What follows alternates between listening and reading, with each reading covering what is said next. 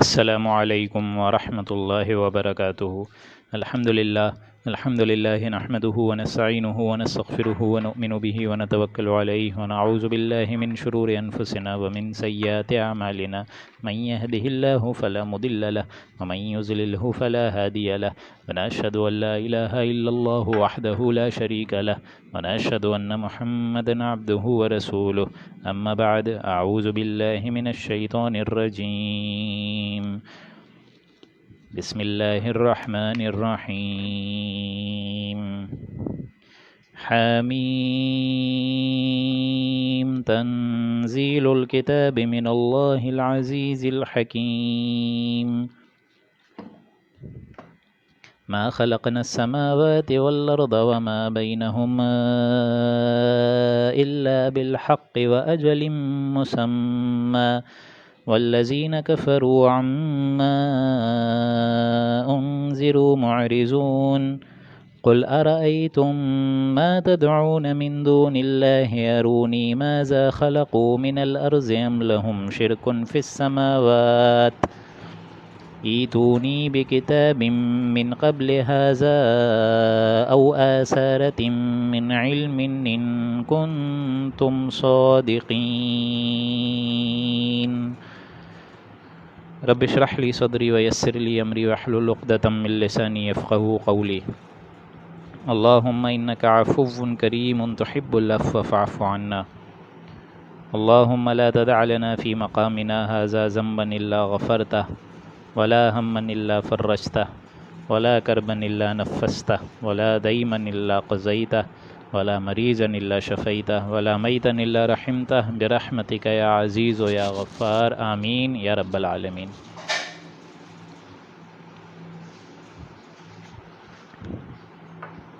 سامعین محترم، اب ہم اللہ کا نام لے کر سورہ الاحقاف کا آغاز کرنے جا رہے ہیں، اور یہ حوامیم کی آخری کڑی ہے کہ یہاں سے آگے پھر حوامیم کا سلسلہ بھی اختتام پذیر ہو جائے گا۔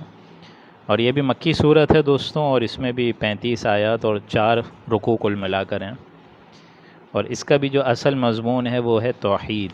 جیسا کہ آپ نے نوٹ کرا ہوگا کہ اکثر و بیشتر یہ جو حوامیم صورتیں گزری ہیں، اس میں جو بنیادی بات کہی گئی ہے وہ ہے توحید، اللہ تعالیٰ کی بندگی، اللہ کی معرفت، اور وہی جو اہم ترین مقامات ہوتے ہیں مکی مضامین کے، حق و باطل کے درمیان جو کشاکش ہے اور جو ان کے مابین اختلافات ہیں، ان کو دلیل کے طور پر، ان کو منطقی لحاظ کے طور پر جگہ جگہ ایکسپلین کرنا۔ اب ہم بسم اللہ کرنے جا رہے ہیں، اور یوں سمجھیے کہ حوامیم کا سلسلہ، جیسا کہ میں نے آپ کو بتایا ابھی، کہ وہ اسی سورہ مبارک کے ساتھ اختتام پذیر ہو جائے گا، اور کل سے پھر مدنیات کا دورہ شروع ہو جائے گا۔ یعنی اس کو اس طریقے سے آپ سمجھیے کہ وہ جو سلسلہ چلا تھا 5ویں گروپ کا، مکیات کا، تقریباً سورہ یاسین سے آنورڈز، تو وہ دیکھیے اب آپ لوگ کو اندازہ ہوگا کہ یہاں جیسے ہی وہ صورتیں ختم ہوں گی، پھر جوڑے کی کیفیت میں بشمال یوں سمجھیے کہ 2 3 رکوعوں کے، بشموم اس طریقے کے رکوعوں کے حساب سے آگے چلیں گے تو سورہ محمد آئے گی، پھر سورہ فتح آئے گی، پھر آگے چلیں اور سورہ حجرات، سورہ قاف، ایسے مضامین آپ کو نظر آئیں گے۔ تو اب ہم بسم اللہ کرنے جا رہے ہیں۔ اعوذ باللہ من الشیطان الرجیم، بسم اللہ الرحمن الرحیم۔ حامیم تنزیل الکتاب من اللہ العزیز الحکیم۔ حامیم، اس کتاب کا اتارا جانا ہے اس اللہ کی طرف سے جو کہ العزیز ہے اور الحکیم ہے، زبردست ہے اور کمال حکمت ہے۔ اس کی حکمت کی سب سے بڑی وجہ یہ ہے کہ اس کا کوئی حکم بغیر کسی حکمت کے ہوتا ہی نہیں ہے، اس کا کوئی حکم بغیر کسی منطقی نتیجے کے ہوتا ہی نہیں ہے۔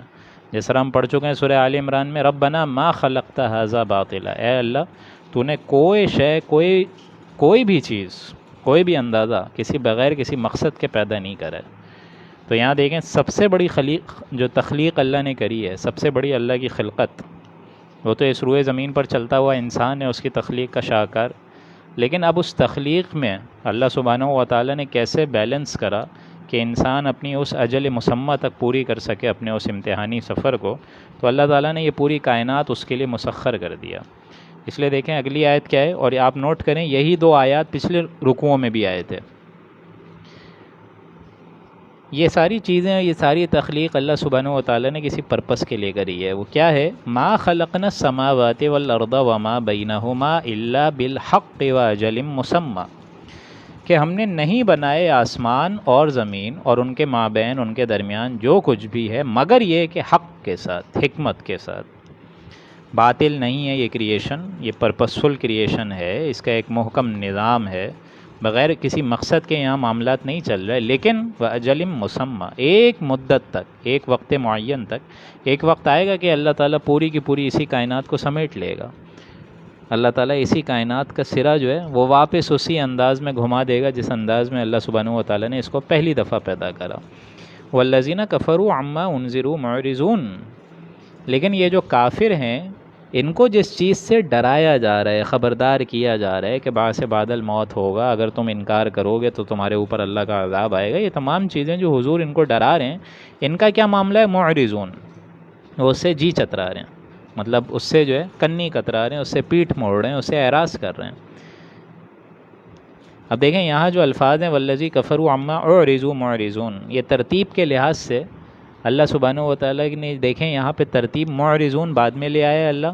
حالانکہ اگر لفظی ترجمہ ہو تو اس کو یوں سمجھیے کہ والذین کفروا عما معرضون، جن کو ڈرایا گیا ان کا معاملہ یہ ہے کہ وہ اعراض کر رہے ہیں. لیکن قرآن مجید کا میں آپ کو بار بار بتا چکا ہوں، ایک انداز اس طریقے کا ہوتا ہے کہ اللہ سبحانہ و تعالیٰ کسی چیز کا ایک صوتی آہنگ جس کو کہتے ہیں rhythm, divine music of the قرآن، اس کو مینٹین کرنے کے لیے اللہ سبحانہ و تعالیٰ ایسے لفظوں میں اس طریقے سے چھیڑ خانی کر دیتا ہے کہ ترجمہ تو وہی رہے لیکن اسلوب جو ہے اور ردھم جو ہے اور پڑھنے میں اور زیادہ منفرد شے معلوم ہو. قل ارأیتم ما تدعون من دون اللہ ارونی ماذا خلقوا من الارض ام لهم شرک فی السماوات.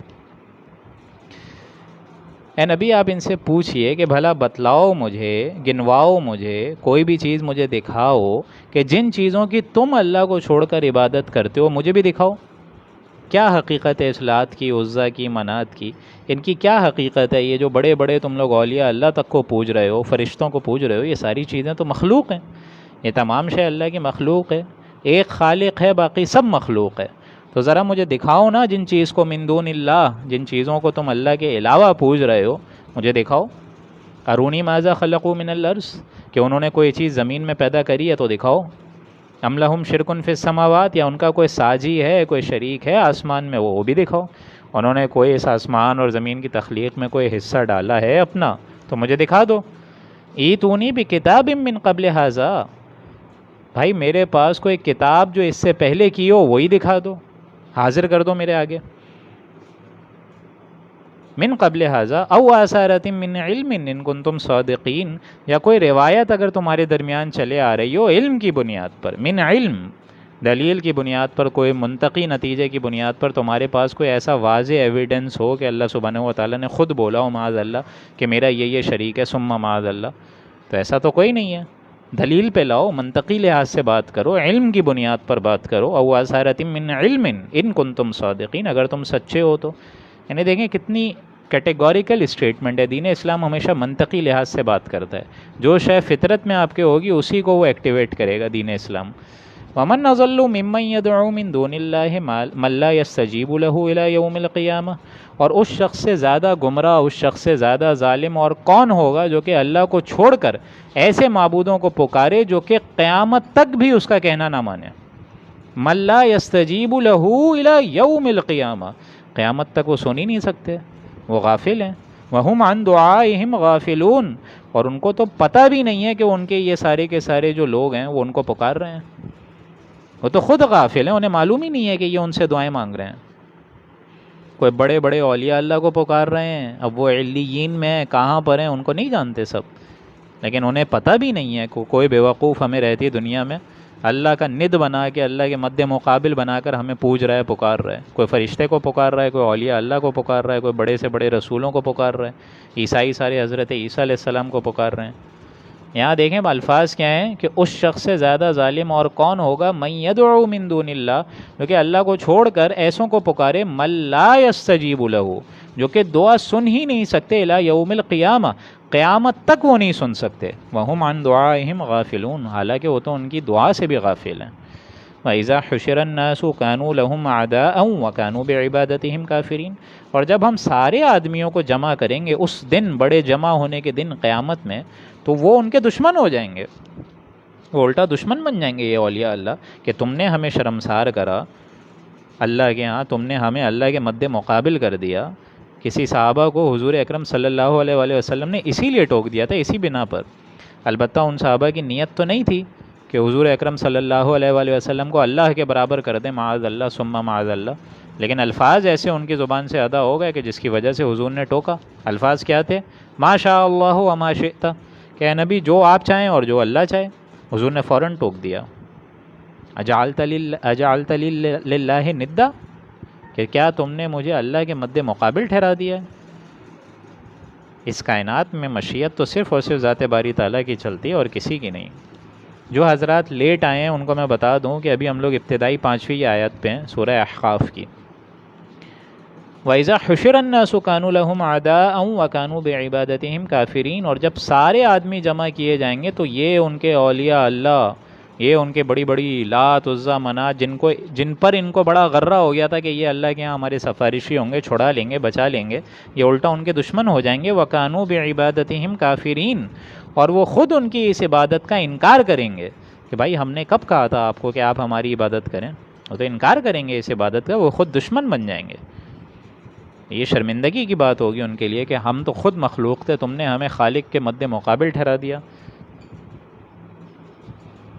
وَإِذَا تُتْلَى عَلَيْهِمْ آيَاتُنَا بَيِّنَاتٍ قَالَ الَّذِينَ كَفَرُوا، اور جب ان کے سامنے ہماری واضح کھلم کھلا نشانیاں دلیل کے ساتھ ایک طریقے سے پڑھی جاتی ہیں، قَالَ الَّذِينَ كَفَرُوا لِلْحَقِّ لَمَّا جَاءَهُمْ، تو یہ منکر لوگ اس سچی بات کی نسبت جب کہ وہ ان کے پاس آ چکی ہے، حق آ چکا ہے، قرآن مجید آ چکا ہے، رسول اکرم صلی اللہ علیہ وآلہ وسلم جیسی عظیم شخصیت ان کے مابین ہے، لیکن پھر بھی کیا بولتے ہیں؟ ھذا سحر مبین، کہ نہیں یہ تو کچھ نہیں ہے مگر کھلم کھلا جادو، سری جادو ہے، یہ تو ہماری نظریں جو ہیں اس پر کسی نے جو ہے وہ فطور کر دیا، ہماری نظروں پر کسی نے جادو کر دیا، یہ تو کھلم کھلا جادو ہے، ہم نہیں سمجھتے اس کو مگر صرف جادو۔ ام یقولون افتراہ، بلکہ یہ تو یہ بھی کہہ رہے ہیں کہ اس شخص نے خود اس کو اپنی طرف سے گھڑ لیا ہے، بنا لیا ہے، یہ خود شعر و شاعری سیکھ کے آئے ہیں محمد مصطفیٰ صلی اللہ علیہ وآلہ وسلم، معاذ اللہ، اور یہاں پر وہ شعر و شاعری کر کے اب اتنی ان میں جرت ہو گئی ہے کہ اب یہ کتاب بھی بنا کر ہمارے سامنے پیش کر رہے ہیں۔ ہم یقولون افترا، بڑے دھڑلے سے وہ کہتے ہیں کہ اس قرآن مجید کو بھی اس نے جو ہے تصنیف کر لیا، معاذ اللہ۔ قل ان افتریتہ فلا تملکون لی من اللہ شیئا، تو اے نبی آپ ان سے کہیے کہ اگر میں نے اس کو اپنی طرف سے بنایا ہو تو پھر تم لوگ مجھ کو خدا سے ذرہ بھر بھی بچا سکتے ہو؟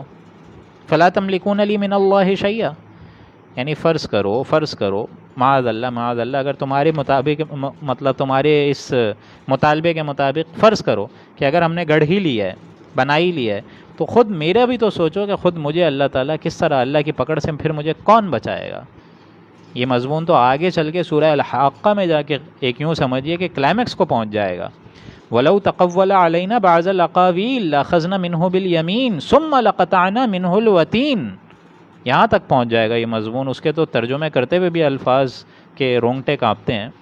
اللہ سبحانہ و تعالیٰ نے وہاں بولا ہے، اب لفظی ترجمہ تو یہی ہے کہ اگر یہ محمد مصطفیٰ کو اپنی طرف سے کوئی شے گھڑ کر ہماری طرف منسوب کر دیں، جو چیز کلام مبارک میں نہیں لکھی ہوئی ہے، جو ہم نے وہی نہیں کری، اور اپنی طرف سے ان کفار کے دباؤ میں آ کے کمپنسیشن کی بنا پر کوئی چیز گھڑ دیں تو ہم تو ان کو سخت سزا دیں گے، معاذ اللہ ثم معاذ اللہ۔ اور وہ سزا کیا ہوگی وہ تو الحاقہ میں جا کے آپ پڑھیں گے تو وہ ایک دم الفاظ کانپ دینے والے ہیں، لیکن اندازہ یہی، اور یہ اچھے طریقے سے سمجھ لیجئے، یہ سختی حضور صلی اللہ علیہ وآلہ وسلم کے لیے نہیں ہے، بتایا حضور صلی اللہ علیہ وآلہ وسلم کو جا رہے، لیکن اشارہ کفار کی طرف ہے کہ اے بدبختوں ذرا سوچو سمجھو، ہمارے یہ نبی اکرم صلاۃ والسلام ایسی کبھی کوئی غلط حرکت کریں گے ہی نہیں، بلکہ یہ تو وہی کچھ بتاتے ہیں جو ان پر وحی ہوتی ہے، تو تم ذرا سوچو۔ قل ان افتریتہ، اگر بالفرض معاذ اللہ ثم معاذ اللہ، اگر اس کو میں نے گڑھ ہی لیا ہے تو اللہ کی پکڑ سے مجھ کو کون بچائے گا؟ هو اعلم بما تفیضون فیہ، وہ اللہ خوب جانتا ہے، اللہ گواہ ہے، جو قرآن میں جو باتیں بتا رہا ہوں میں، جو خوب جانتا ہے کہ تم قرآن میں جو باتیں بنا رہے ہو، جو الزامات تم لگا رہے ہو، جو عجیب طریقے کی باتیں اور جو الزام گڑھ رہے ہو میرے بارے میں کہ میں نے اس قرآن کو بنا لیا ہے معاذ اللہ، تو اس کو بھی اللہ جانتا ہے، یعنی اللہ تعالیٰ تم سے باس پرس کرے گا اس عظیم قول کی، اس عظیم الزام کی تم سے اللہ تعالیٰ پوچھ گچھ کرے گا قیامت کے دن۔ کفا بھی شہیدم بینی و بینکم، ہاں میرے اور تمہارے درمیان گواہ اللہ کافی ہے، اللہ جانتا ہے کہ وہ اس کا میں بھیجا ہوا رسول ہوں، اینچی ہوں، پیغمبر ہوں، نبی اکرم ہوں صلاۃ والسلام، اللہ کو معلوم ہے۔ وَهُوَ الْغَفُورُ الرَّحِيمُ، اور وہ بڑی مغفرت والا ہے، رحمت والا ہے۔ قُلْ مَا كُنْتُ بِدْعًا مِّنَ الرُّسُلِ وَمَا أَدْرِي مَا يُفْعَلُ بِي وَلَا بِكُمْ، تو اے نبی آپ کہہ دیجئے کہ میں کوئی انوکھا رسول تو نہیں ہوں، کوئی نیا نویلا تو رسول تو نہیں آیا ہوں۔ وَمَا أَدْرِي مَا يُفْعَلُ بِي وَلَا بِكُمْ، اور نہ میں یہ جانتا ہوں کہ میرے ساتھ کیا جائے گا اور تمہارے ساتھ کیا ہوگا، مجھے تو اندیشہ نہیں ہے، عالم الغیب ذات تو صرف اور صرف اللہ کی ہے۔ ہاں میں یہ کہتا ہوں کہ میں آخری رسول ہوں، لیکن نیا تو نہیں ہوں، اس سے پہلے بھی کتنے رسول آئے تھے۔ وما محمد الا رسول قد خلت من قبلہ الرسل، کہ نبی آپ سے پہلے بھی بہت رسول آئے ہیں۔ اور دوسری بات کہ میں نہیں جانتا، وما ادری ما یفعل بی ولا بکم، کہ تم میرے ساتھ کیا معاملہ ہوگا، تمہارے ساتھ کیا معاملہ ہوگا، میں نہیں جانتا۔ اب دیکھیں یہاں ایک الفاظ نوٹ کرنے کا ہے، بدعہ، آپ یہ نوٹ کریں آیت نمبر 9 میں، قل ما کنت بدعا من الرسل، نیا رسول نہیں ہوں میں، اے نبی آپ ان سے کہیے I am not a new one but there are several prophets, اس سے پہلے بھی بہت سارے پروفٹس گزر چکے ہیں، میں نیا نہیں ہوں، ہاں میں آخری ہوں، میں خاتم النبیین تو ہوں، لیکن میں نیا نہیں ہوں۔ اسی لفظ سے دیکھیں، بدعہ کے لفظ سے ایجاد ہوا ہے لفظ بدعت۔ یہ بدعت کیا ہے؟ کوئی چیز جو ہمارے دین میں شامل نہیں ہے اور اس کو کہیں باہر سے لا کر اس کو شروعات کر دیا جائے، اس کا آغاز کر دیا جائے پوری قوم میں، پوری ملت میں، اس کو کہتے ہیں بدعت۔ اور یہی وجہ ہے کہ دیکھیں آج بدعتی کام ہمارے یہاں کتنے ہو رہے ہیں، آپ ذرا نوٹ کریں۔ ہر وہ شے جو کہ دین میں نہیں ہے اس کو لا کے زبردستی امپوز کرا دیا گیا ہے، اور ہمارے اوپر اللہ سبحانہ و تعالیٰ نے عقل بھی دی، ہمیں سوچ دی، سمجھ دی، لیکن ان تمام چیزوں کے باوجود ہم معاذ اللہ ان چیزوں کی حقیقت کو نہیں سمجھ پا رہے ہیں۔ آپ ذرا نوٹ کریں، اللہ تعالیٰ نے ہمیں عقل دی ہے، سوچ دی ہے، سمجھ دی ہے، سب کچھ دیا ہے، شعور دیا ہے، لیکن اللہ تعالیٰ کی یہ جو پختہ دین ہے اس کی گہرائیوں تک میں اور آپ نہیں پہنچ پا رہے ہیں، بلکہ سنی سنائی باتوں پہ یقین کر رہے ہیں۔ حالانکہ اللہ سبحانہ و تعالیٰ نے صاف فرمایا کہ بھائی اگر کوئی مسائل ہوں شریعت کو دیکھو، پوچھو ان سے جن کے پاس علم ہے، قرآن مجید والوں سے پوچھو، قرآن مجید پڑھنے پڑھانے والوں سے پوچھو، شریعت کے علم رکھنے والوں سے پوچھو۔ لیکن ہمارا معاملہ یہ ہے کہ ہر نئی چیز بدعت، اس پر میں اور آپ ایسا اندھا یقین کر لیتے ہیں کہ ہمیں کچھ پتہ ہی نہیں چلتا ہے کہ واقعتاً آیا یہ چیز جو ہے ہمارے دین سے ثابت ہے بھی نہیں یا نہیں ہے۔ کتنی شے دیکھیں جو کہ بدعت سے ہمیں معلوم ہو جاتی ہے کہ اب یہاں روٹس اس کی اتنی پھیل گئی ہیں۔ اب میں نام نہیں لینا چاہ رہا کیا کیا بدعتیں ہیں، ورنہ یہاں ایک ڈیبیٹ شروع ہو جائے گی۔ گنتی کے میں آپ کو کچھ گنوا دیتا ہوں۔ گنتی کے یہ ہے کہ عید میلاد النبی خود حضور نے بھی نہیں کری اور نہ کسی صحابہ نے کری، کسی صحابہ میں اس کا ایویڈنس نہیں ملتا ہمیں۔ تو یہ جو شے نہیں ہے دین میں، اس کو زبردستی لا کر امپوز کر دینا صرف اس وجہ سے کہ یہ تو ثواب کا کام ہے اور ہم اپنے نبی کی شان بیان کر رہے ہیں، تو بھائی بقیہ 11 مہینے کیوں نہیں کر رہے نبی کی شان بیان صلاۃ والسلام؟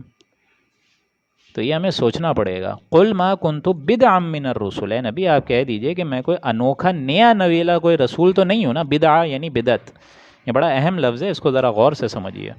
وما ادری ما یفعل بی ولا بکم، اور میں یہ نہیں جانتا کہ میرے ساتھ کیا کیا جائے گا اور تمہارے ساتھ کیا کیا جائے گا۔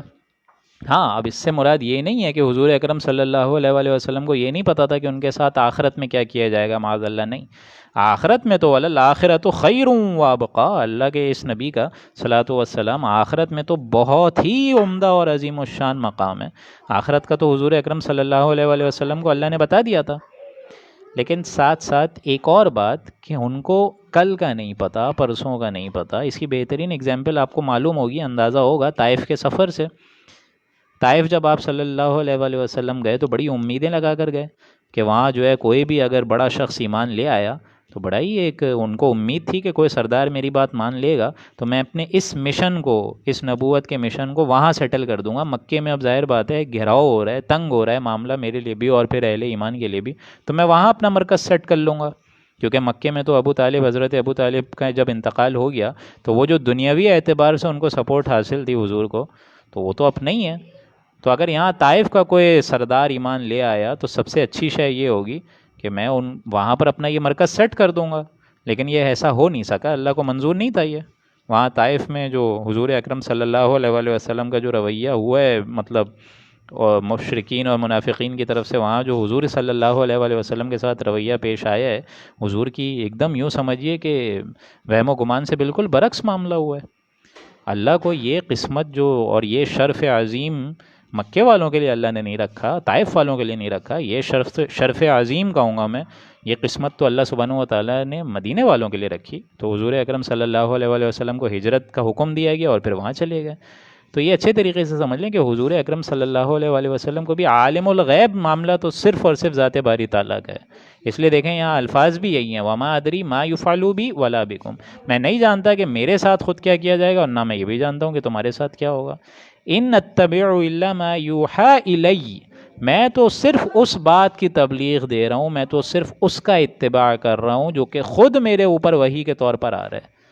وما انا الا نذیر مبین، اور صاف صاف سمجھ لو کہ میں ہوں صاف صاف ڈر سنا دینے والا، روشن اس کی آگاہی دے دینے والا، میرا کام یہ ہے۔ باقی اگر تم اس دین کو قبول کرو تو، اگر نہ بھی کرو تو کوئی مسئلہ نہیں ہے، اگر قبول کرو تو تم اپنے لیے بھلائی کرو گے، اگر نہ کرو تو اللہ کا تو کچھ نہیں بگاڑو گے، اپنا ہی بگاڑو گے، اپنی ہی ہلاکت کرو گے، اپنے لیے ہی مطلب بربادی کا سامان میدان محشر میں لے کر آؤ گے۔ تو یہ اچھے طریقے سے سمجھ لو کہ میں ہوں صرف اور صرف صاف صاف ڈر سنانے والا، باقی تمہارا معاملہ ہے، اللہ کے ہاں تمہاری پھر اس کی پکڑ ہو جائے گی۔ قل ارأیتم ان کان من عند اللہ وکفرتم بہ وشہد شاہد من بنی اسرائیل علی مثلہ فآمن واستکبرتم۔ یہ الفاظ بہت اہم ہیں اور اس کی جو ترجمہ ہے وہ بھی سمجھاتے ہوئے بعض اوقات دقت ہوتی ہے، لیکن اس کو اس لحاظ سے سمجھیے۔ لفظی ترجمہ تو یہ ہے کہ اے نبی آپ کہہ دیجئے کہ تم مجھ کو یہ بتاؤ، ان کان من عند اللہ، اگر یہ قرآن اللہ کی طرف سے ہے، وکفرتم بہ، اور تم اس کے منکر ہو رہے ہو، یعنی بالفرض امکان تو ہے نا، تم کہہ رہے ہو کہ میں نے خود گھڑ لیا ہے، میں نے خود اس کو جو ہے تراشا ہے، معاذ اللہ، حالانکہ دل میں تم جانتے ہو کہ یہ کتاب ویسی نہیں ہے جیسا تم سمجھ رہے ہو، یہ لکھی ہوئی کتاب نہیں ہے، تو اللہ کی طرف سے بطور وحی نازل ہوئی ہے۔ خود سوچو اتنے چیلنجز کو ہم نے تمہیں مقابلہ کرنے کی توفیق دی، بھلا ایک چیلنج پہ بھی تم پورا اتر سکے؟ ہم نے کہا قرآن جیسی ایک شے بنا کر لے آؤ، نہیں اتار سکے، پھر ہم نے کہا 10 صورتیں بنا کے لے آؤ، نہیں لا سکے، پھر یہ تک ہم نے فرما دیا اس قرآن مجید جیسی کوئی ایک چھوٹی صورت، سورہ کوثر تک، سورہ عصر تک، ایسی کوئی صورت بنا کے لے آؤ 3 یا 4 آیات کی، وہ بھی نہیں بنا کے لا سکے۔ تو سوچ لو اگر یہ اللہ کی طرف سے ہوئی تو ظاہر بات ہے تم تو پھر اپنے اس عذاب کی جلدی مچا رہے ہو، اگر تم اس کے انکار کر رہے ہو، اس کی نافرمانی کر رہے ہو، وَكَفَرْتُمْ بِهِ، تم اس کے منکر ہو رہے ہو۔ حالانکہ حال تو یہ ہے وَشَهِدَ شَاهِدٌ مِّن بَنِي إِسْرَائِيلَ عَلَى مِثْلِهِ، جبکہ بنی اسرائیل سے کوئی شاہد، کوئی گواہ اس جیسی کتاب پر گواہی دے کر ایمان لے آیا ہے۔ کون ہے بنی اسرائیل کا شخص جو کہ یہ اس طریقے سے ایمان لے آیا ہے؟ کس کی طرف اشارہ ہو رہا ہے؟ یہ اشارہ ہو رہا ہے حضرت موسیٰ علیہ السلام کی طرف، علی مثلہ، تم جیسا، یعنی حضور اکرم صلی اللہ علیہ وآلہ وسلم جیسی ہی ایک طریقے سے ان کو بھی کتاب دی گئی، حضرت موسیٰ کو بھی دی گئی۔ کیونکہ میں آپ کو بتا چکا ہوں یہ پورا مضمون جو ہے، اگر آپ تورات پڑھیں تب آپ کو اندازہ ہوگا، وہ جو بک آف ڈیوٹرانومی ہے اس کا چیپٹر 18 ہے، اور ورس 18 اور 19 جو ہے اس میں باقاعدہ یہ ورس اللہ نے بھیجی ہے کہ اے موسیٰ میں تیرے مثل، تیرے انہی مابین، تیرے مثل میں ان کے بھائیوں میں سے اپنا ایک نبی اٹھاؤں گا۔ یعنی یہی بنی اسرائیل میں حضرت یعقوب علیہ السلام کے وہ جو 2 شاخیں تھیں، اگر یاد ہو آپ کو، بنی اسرائیل اور بنی اسماعیل، حضرت محمد بنی اسماعیل سے ہے، تو میں انہی کے بھائیوں میں سے اپنا ایک آخری نبی اٹھاؤں گا اور اس کے منہ میں اپنا کلام ڈالوں گا، یعنی قرآن مجید، اور پھر وہ وہی کچھ کہے گا جو میں اس کو کہوں گا بولنے کو، اور وہ وہی کہا حضور نے، ان اتبع الا ما یوحى الی، کہ میں تو صرف اسی بات کی بیان کر رہا ہوں جو کہ مجھ پر وحی ہو رہی ہے۔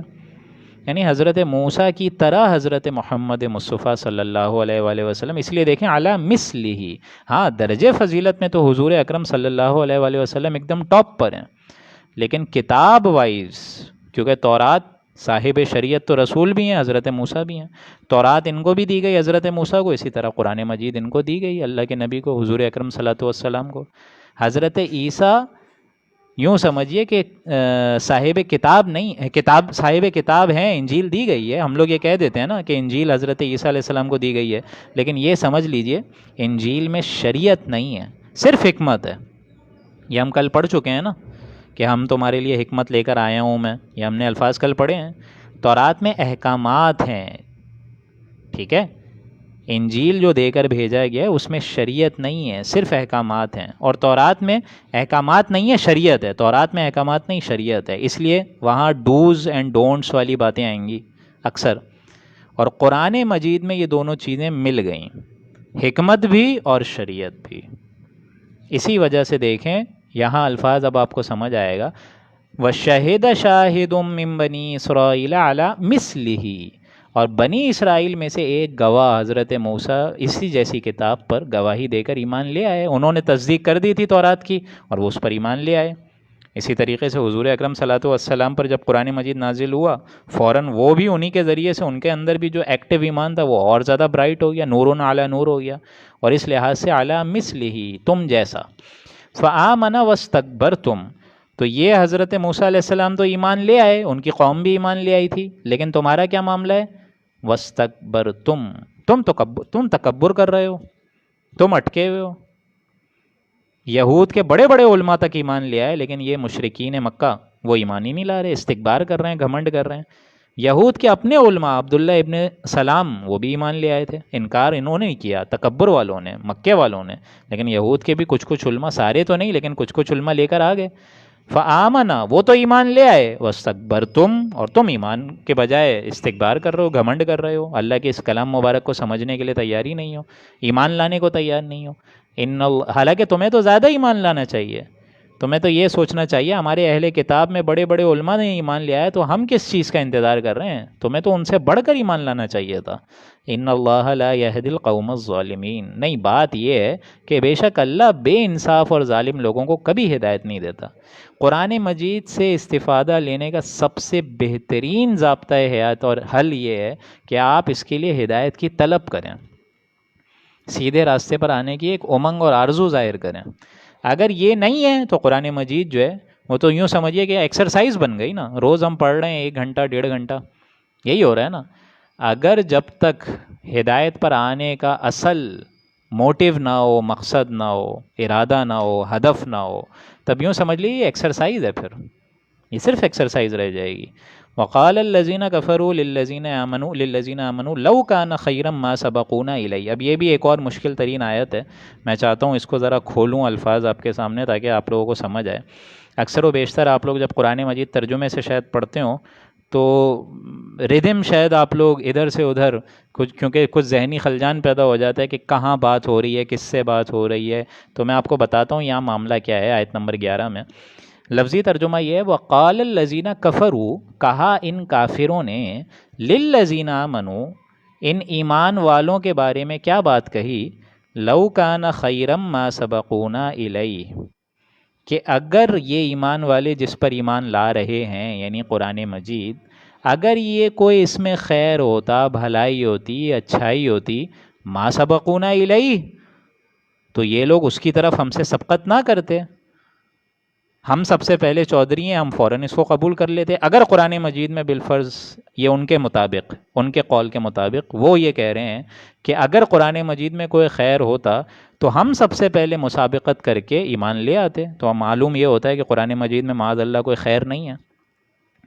اس کو یوں سمجھیے کہ زیادہ تر حضور اکرم صلی اللہ علیہ وآلہ وسلم کے ساتھ جو اہل ایمان ہوتے تھے، آپ کو معلوم ہے حضرت عثمان رضی اللہ تعالیٰ عنہ، یہ طلحہ ہیں، یہ زبیر ہیں، یہ عبد الرحمن ابن عوف ہیں رضی اللہ تعالیٰ عنہ اجمعین، یہ سارے کے سارے اونچے خاندان کے لوگ تھے. اب ظاہر بات ہے مصروف ہوتے تھے کاموں میں، لیکن جو غربا تھے، فقیر تھے، جو کم خاری لوگ تھے، وہ حضور اکرم صلی اللہ علیہ وآلہ وسلم کے ارد گرد زیادہ ہوتے تھے. یہ مضمون آ چکا ہے، حضرت نوح علیہ السلام کے ساتھیوں نے بھی یہی باتیں کہیں کہ ہم آپ کی بات تو مان لیں حضرت نوح، لیکن ظاہر بات ہے یہ جو کم خاری لوگ ہیں، پسماندہ طبقے کے ہیں، غلام ہیں، غریب ہیں، مزدور ہیں، ہم تو وہاں نہیں آ سکتے. یہی بات جو ہے یہ کفار حضور سے بھی کہتے تھے کہ اے محمد تمہارے ساتھ ہوتے ہیں کم کاری لوگ، پستے طبقے کے لوگ، غلام، غریب، فقیر، مزدور لوگ، تو ہمارے لیے یہ شایان شان نہیں ہے کہ ہم وہاں آئیں اور آپ کی بات سنیں. ان کو پہلے اپنے سے دور کریے، پھر ہم آ جائیں گے. اسی وجہ سے اللہ نے کہا ہے کہ اے محمد مصطفیٰ صلی اللہ علیہ وآلہ وسلم، آپ ان کی بات تک مت سنیں، بلکہ الٹا ان اہل ایمان کے لیے آپ دعا گو رہیے، ان کے لیے دعا گو رہیے، ان کے لیے اللہ تعالیٰ سے دعا کریے، کیونکہ یہ لوگ وہ ہیں جو صبح شام اللہ کی رضا جوئی میں لگے ہوئے ہوتے ہیں. تو لہٰذا اے نبی آپ ان کو سپورٹ کریں. یہ الفاظ ہم پڑھ چکے ہیں اگر آپ کو یاد ہو ابتدائی پاروں میں. لیکن کفار کیا کہتے تھے؟ اب الفاظ اب آپ کو سمجھ آئیں گے. لو کان خیرا ما سبقونا الیہ، کہ اگر قرآن مجید میں بالفرض خیر ہوتا، بھلائی ہوتی، تو یہ غریب لوگ اس کو کیوں قبول کرتے؟ ہم پہلے کیوں نہیں کرتے؟ ما سبقونا الیہ، ہم سے پہلے تھوڑی کوئی سبقت پھر حاصل کرتا. اب یہ ایک طنزیہ انداز ہے، یہ ہے اس آیت میں ایک طنزیہ انداز جو چھپا ہوا ہے ان کفار کی طرف سے. اب اس سے آپ اندازہ لگائیں، ایک بات بہت اہم پتہ چلی ہمیں کہ یہ قرآن مجید امیری غریبی نہیں دیکھتا دوستوں. یہ قرآن مجید تو یہ شے ہے کہ جو حق کا طالب ہوگا اس کو ہدایت مل جائے گی، اور جو حق کا طالب نہیں ہوگا اس کو ہدایت نہیں ملے گی. یہ تو بڑا اسٹریٹ فارورڈ انداز ہوا. اور دوسری اہم بات دوستوں یہ کہ قرآن مجید جو ہے، اصل شے جو ہے، جو اصل دولت ہے، جو اصل روحانی اطمینان ہے، جو اصل چیز ہے، وہ ہے قلبی ایمان، جو کہ میرے اور آپ کے لیے ذریعہ نجات بنے گا. وہ دولت نہیں ہے. وہ تو ظاہر بات ہے کوئی شخص غریب بھی ہوا، جس طرح حدیثوں میں آتا ہے کہ جنتی کے جو اکثریت ہے وہ لوگ غریب لوگ ہوں گے. تو یہ غریب لوگ ہونا کیوں اللہ کے نبی نے یہ خوشخبری دی ہے غریبوں کو؟ وہ اس لیے دی ہے کہ جب امیری اور غریبی میں ایک امتیازی فرق ہو جاتا ہے نا دوستوں، تو یہ اچھے طریقے سے یاد رکھیں، امیری والا امتحان زیادہ مشکل ہے، غریبی والا پھر بھی بہتر ہے. غربت میں مجھے اور آپ کو اللہ یاد رہے گا کہ آج ہمارے پاس پیسے نہیں ہیں، کل کا کیا ہوگا، اللہ یاد رہے گا، اللہ سے ایک قلبی رشتہ محفوظ رہے گا. امیری میں بھول جانے کا امکان زیادہ ہے کہ آپ اللہ کو بھول جائیں گے. اگر زیادہ دولت ہوگی تو تم اللہ کو بھول جاؤ گے. اسی لیے دیکھیں وہ لوگ بھی بھول گئے تھے کہ ہم چودھری ہیں، ہم جو ہیں یہاں کے، ہم ہوشیار ہیں، ہم سمجھدار ہیں، we are the elite of the society. اگر ہم نے تو پیش قدمی کری نہیں ہے تو یہ لوگ کیسے کر گئے؟ اس کا مطلب یہ ہے کہ کلام اور دعوت میں جاندار کوئی شے ہے ہی نہیں. کہا ان کافروں نے لو کان خیرا ما سبقونا الیہ، اگر اس بالفرض قرآن مجید میں کوئی خیر ہوتا تو ہم سے زیادہ مسابقت کون کرتا؟ سب سے پہلے ہم ہی سبقت کرتے. یہ لوگ اس کی طرف ہم سے سبقت نہیں کر سکتے تھے، یہ غریب اور فقراء. وَإِذْ لَمْ يَهْتَدُوا بِهِ، اور جب ان لوگوں کو قرآن مجید سے ہدایت ہی نصیب نہیں ہوئی، یعنی یہی بڑے بڑے سردار اور چودھری اور سمجھدار اور دانشمند لوگ جو یہ سمجھ رہے تھے کہ ہم سبقت کرتے تو ایمان لے آتے. اب دیکھیں وہی والا انداز ہے کہ کھسیانی بلی کھمبا نوچے، کہ جب ان لوگوں کو قرآن مجید سے ہدایت ہی نصیب نہیں ہوئی، یعنی ہدایت کا کوئی ان کے اندر نیت نام کی شے ہی نہیں تھی، تو پھر کیا کہتے ہیں؟ فَسَيَقُولُونَ هَذَا إِفْكٌ قَدِيمٌ. پھر یہ لوگ ایک دم جھنجھلا کر کہتے ہیں، ایک دم تکبر کے انداز میں کہتے ہیں، نہیں یہ جو قرآن ہے یہ قدیمی جھوٹ ہے، معاذ اللہ، افکن اسیم، ایک جھوٹ کا سلسلہ ہے، معاذ اللہ ثم معاذ اللہ. وَمِن قَبْلِهِ كِتَابُ مُوسَىٰ إِمَامًا وَرَحْمَةً، اور اس سے پہلے موسیٰ علیہ السلام کی بھی تو کتاب ہے جو رہنمائی بھی تھی اور رحمت بھی تھی، امام بھی تھی. یعنی اے مشرکوں تم ذرا سوچو، تم سے تھوڑے سے ہی فاصلے پر تو حضرت موسیٰ، حضرت عیسیٰ علیہ السلام بھی تو گزر چکے ہیں نا. ان سے پہلے بھی تو ہم نے کتاب دی، جو آج ہم قرآن مجید حضور کو دے رہے ہیں. اس سے پہلے کہ ہم نے موسیٰ کو کتاب نہیں دی، رہنمائی نہیں دی، رحمت نہیں دی؟ اس قرآن مجید، اس تورات کو بھی ہم نے کیا، فیہ ھدی و نور، یہ تو ہم پڑھ چکے ہیں اس سے پہلے کہ تورات میں بھی ظاہر بات ہے ہدایت بھی تھی، نور بھی تھا.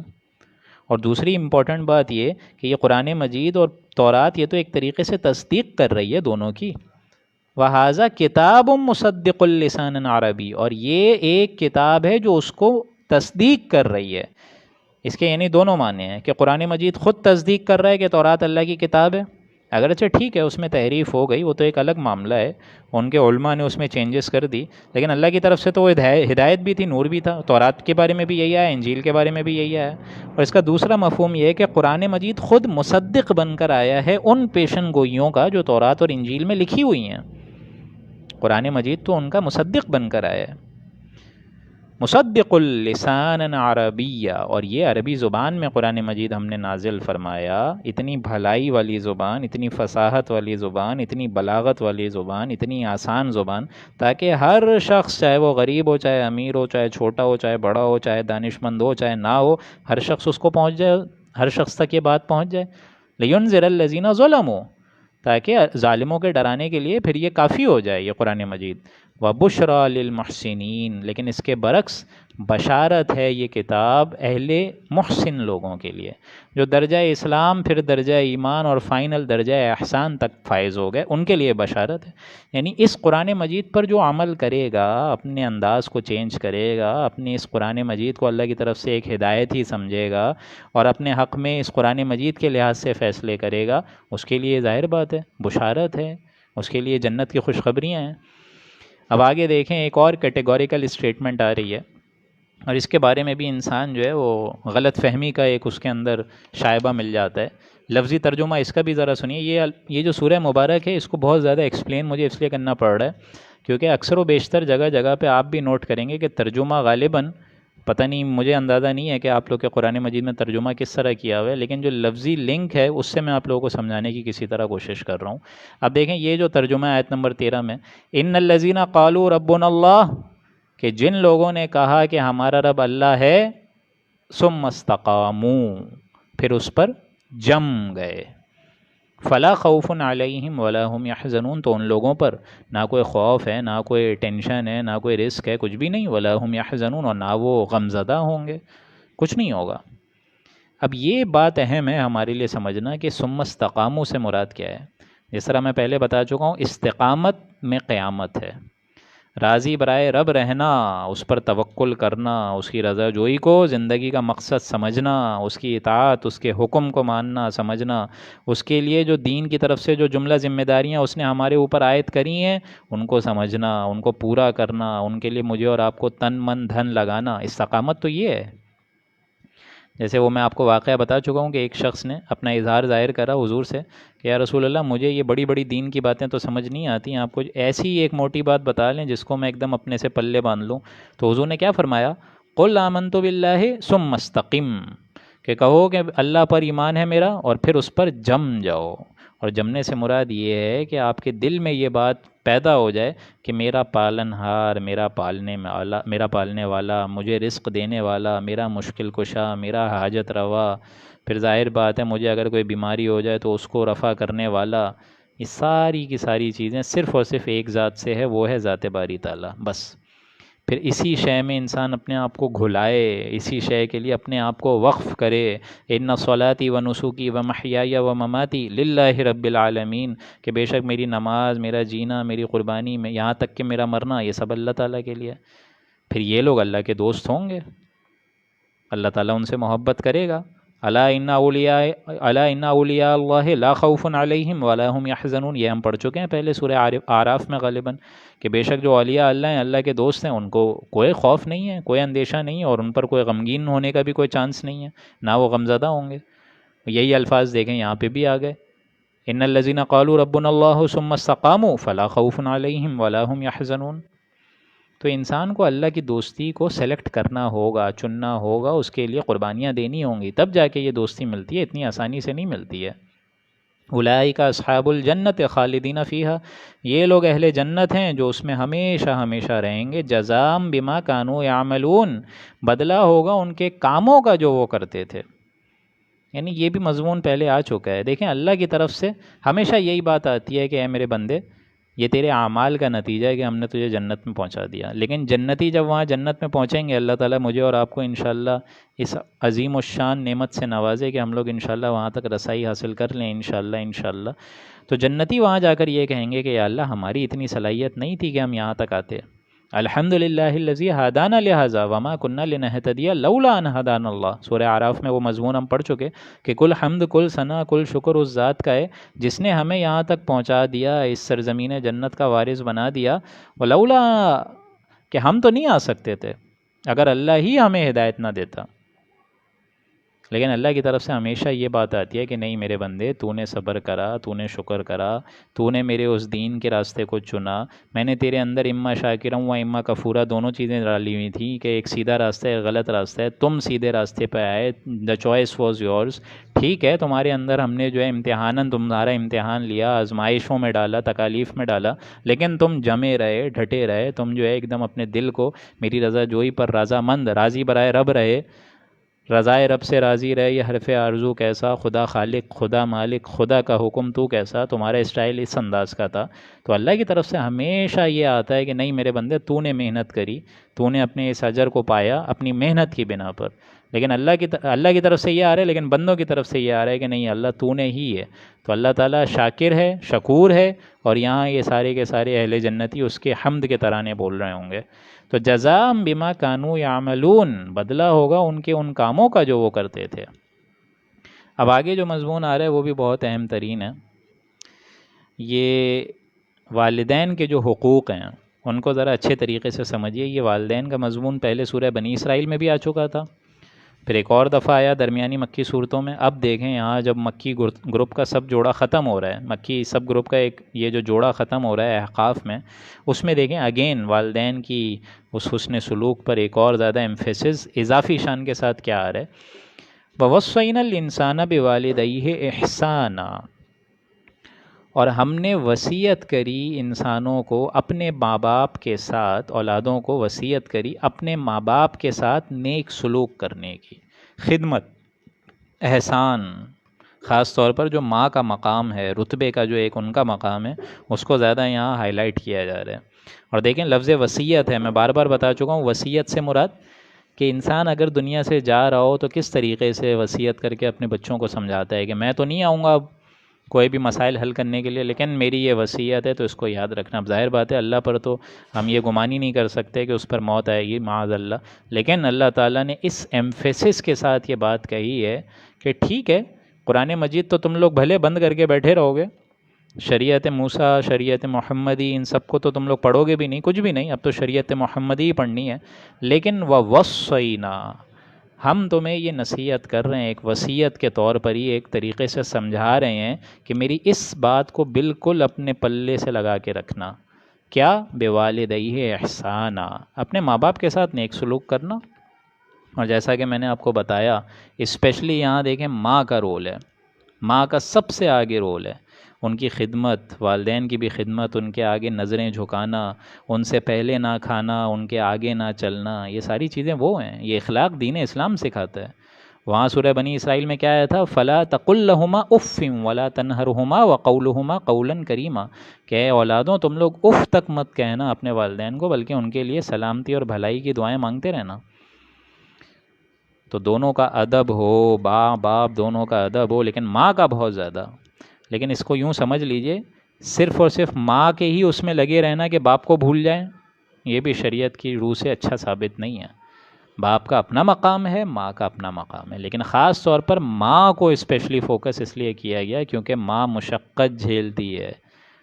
ماں جو ہے پیدائش میں رول ہے، باپ کا کیا ہے؟ وہ باپ کا صرف ایک نطفہ ہی رحم مادر میں داخل ہوتا ہے، اس کا یہ عمل دخل ہے، باقی ساری محنت، ساری مشقت یہ کون جھیل رہا ہے؟ پریگننسی ہے، الٹیاں ہو رہی ہیں، جی متلا رہا ہے، پھر جسم بوجھل ہو گیا ہے، وہ وزن ہو گیا ہے، اس وزن کو اٹھائے چلنا، پاؤں میں ایڈیما ہو رہا ہے، سوج رہے ہیں پاؤں، پھر وضع حمل کی تکلیف ہے، ڈیلیوری کی مشقت ہے، پھر اس کے بعد پرپیوریل فیز، پھر 6 مہینے 8 مہینے تک کی مشقت اس گندگی کو صاف کرنا، پھر 2 سال کامل دودھ پلانا، جونک کی طرح وہ اولاد ماں کی توانائیوں کو سک کر رہی ہے، چوس رہی ہے. اب یہ ساری تکالیف کون جھیل رہا ہے؟ پھر اگر ماں کا سیزیرین ہو جائے، سیکشن ہو جائے تو اس اسکار کی تکالیف، یہ سب کون جھیل رہا ہے؟ اس میں انیمیا بھی ہو رہا ہے، پھر اس میں کام بھی چل رہے ہیں، یہ ساری تکالیف ایک ماں جھیل رہی ہے. ماں، باپ کا تو انڈائریکٹ حصہ ہے، بہرحال وہ کمائی کرتا ہے، ٹھیک ہے، یہ بات تو دوسری ہے. باپ کا بھی رول ہے، بے شک رول ہے. ماں کے نیچے جو میں اور آپ پل گئے اچھے طریقے سے تو وہ چھت بھی کس نے دی ہے؟ وہ باپ نے دی ہے. لیکن جو مشقت ماں جھیلتی ہے، ایک جو روٹی بنانا پکانا شروع کرتی ہے وہ بچپن سے، اور کھلاتے کھلاتے کھلاتے کھلاتے بوڑھی ہو جاتی ہے، اور ایک پیسہ بھی وہ اپنی اس محنت کا نہیں مانگتی اولادوں سے. ایک طویل محبت ہے، ایک طویل عرصہ ہے، ایک طویل امتحان ہے. اسی وجہ سے ایک صحابی نے سوال کیا کہ یا رسول اللہ مجھے بتائیے میرے حسن سلوک کا سب سے زیادہ حقدار کون ہے؟ تو حضور نے کیا بولا؟ امک، تمہاری ماں. پھر صحابی نے کیا پوچھا؟ ثم من، اس کے بعد. یعنی اب صحابی پوچھنا چاہ رہے ہیں کہ مجھے ماں کا سمجھ آ گیا، اس کے بعد کون ہے یا رسول اللہ؟ اب دیکھیں فصاحت اور بلاغت آپ چیک کریں رسول اکرم صلی اللہ علیہ وآلہ وسلم کی. عام قاعدے کے لحاظ سے یہ سوال اور جواب ہمارے سمجھ میں نہیں آئے گا، لیکن یہ کہنے والے کون ہیں؟ نبی اکرم صلی اللہ علیہ وسلم. ثم من، اس کے بعد انہوں نے پوچھا پھر کون؟ پھر حضور نے فرمایا امک، تمہاری ماں. اب دیکھیں یہ عام قاعدہ نہیں ہے، یہ سمجھانے والے وہ ذات ہیں جو کہ دین دنیا آخرت تمام کی بھلائیاں دے کے چلے گئے ہمیں. ثم من، پھر انہوں نے کہا امک، 3 دفعہ فرمانے کے بعد بتایا. اس کے بعد ابوک، تمہارے باپ. یعنی اخلاقی حق میں سب سے زیادہ جو آپ کے والدین میں سے حسن سلوک کا رائٹ جس کو ہے وہ آپ کے والد نہیں ہے، وہ آپ کی ماں ہے.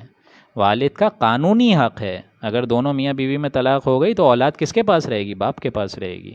آج ہماری جو اتھارٹیز ہیں اور ہمارا جو ایک نظام قانون ہے اور کورٹ کا معاملہ ہے، اس میں اولاد اب باپ کو نہیں دیتے. وہ جو جس کے ہاتھ لگی اولاد وہ لے کے نکل جاتی ہے.